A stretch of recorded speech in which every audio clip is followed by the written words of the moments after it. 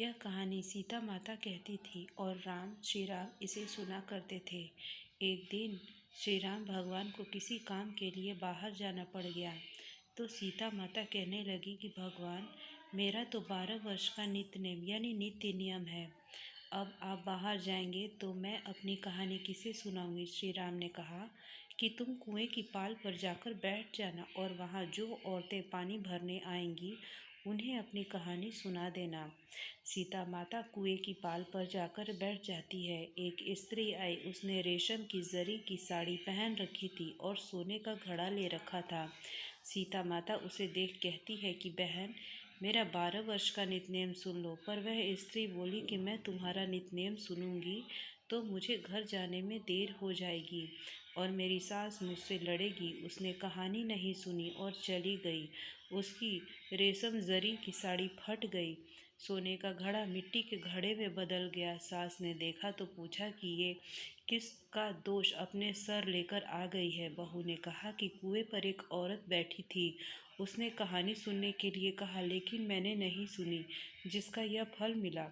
बहू की बात सुनकर अगले दिन वही साड़ी और घड़ा लेकर सास कुएं की पाल पर गई। सास को तो वही माता सीता बैठी मिली, तो माता सीता ने कहा कि बहन, मेरी कहानी सुन लीजिए। सास बोली कि एक बार छोड़, मैं तो 4 बार कहानी सुन लूँगी। राम आए, लक्ष्मण आए, देश के पुजारी आए, नित नेम का नेम लाए। आओ राम, बैठो राम, तपी रसोई जियो राम, माखन मिश्री खाओ राम, दूध बताशा पियो राम, सूत के पलका मोठो राम, शाल दुशाला पोठो राम, शाल दुशाला ओढ़ो राम। राम जब बोलूं जब राम ही राम, राम सवारे सबके काम, खाली घर भंडार भरेंगे, सबका बेड़ा पार करेंगे। श्री राम जय जय राम। सास बोली कि बहन, कहानी तो बहुत अच्छी लगी। कहानी सुनकर सास घर चली गई और उसकी साड़ी फिर से रेशम जरी की बन गई। मिट्टी का घड़ा फिर सोने के घड़े में बदल गया। बहू कहने लगी कि सासू माँ, आपने ये सब कैसे किया। सास ने कहा कि बहू, तू जो दोष लगा के आई थी, अब मैं दोष उतार कर आ रही हूँ। बहू ने फिर पूछा कि वह कुएं वाली स्त्री कौन थी। सास बोली कि वो सीता माता थी। वे पुराने से नया कर देती है, खाली घर में भंडार भर देती है, वहाँ लक्ष्मी जी का वास घर में कर देती है, आमदनी आदमी की जो भी इच्छा हो उसे पूरा कर देती है। बहू बोली कि ऐसी कहानी मुझे भी सुना दो। सास बोली कि ठीक है, तुम भी सुनो। और सास ने कहानी शुरू की।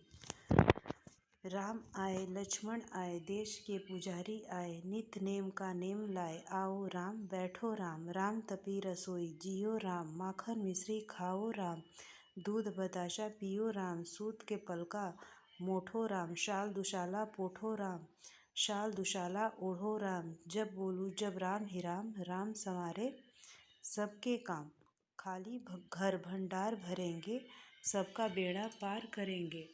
श्री राम जय जय राम।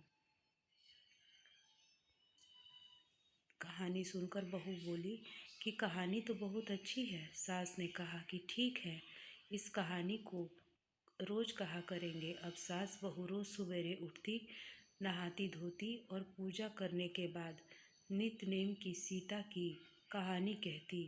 एक दिन उनके यहाँ एक पड़ोस की औरत आई और बोली कि बहन, जरा सी आँच देना।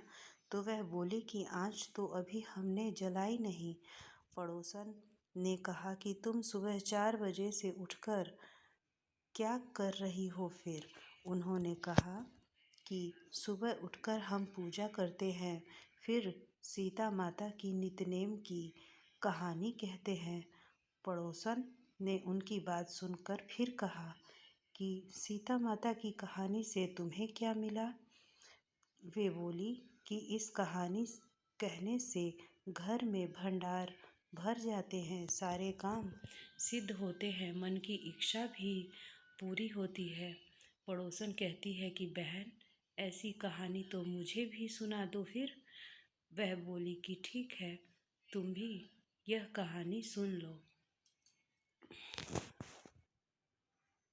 राम आए लक्ष्मण आए देश के पुजारी आए, नित नेम का नेम लाए, आओ राम बैठो राम।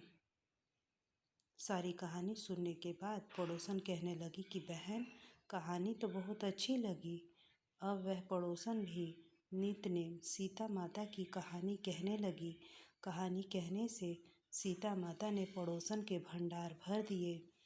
अब तो पूरे मोहल्ले में नितनेम की कथा चल पड़ी। हर किसी की मनोकामना पूरी होने लगी। सीता माता, जैसे आपने उनके भंडार भरे वैसे आप हमारे भी भंडार भरना, कहानी सुनने वाले के भी और कहानी कहने वाले के भी। जय माता सीता। हे मत दोस्तों, उम्मीद है हमारा ये प्रसंग आपको अच्छा लगा। कृपया आप हमारे चैनल को सब्सक्राइब कर दीजिएगा, क्योंकि हम इसी तरह की धार्मिक ज्ञान की बातें हम अपने चैनल पर बताते हैं। धन्यवाद।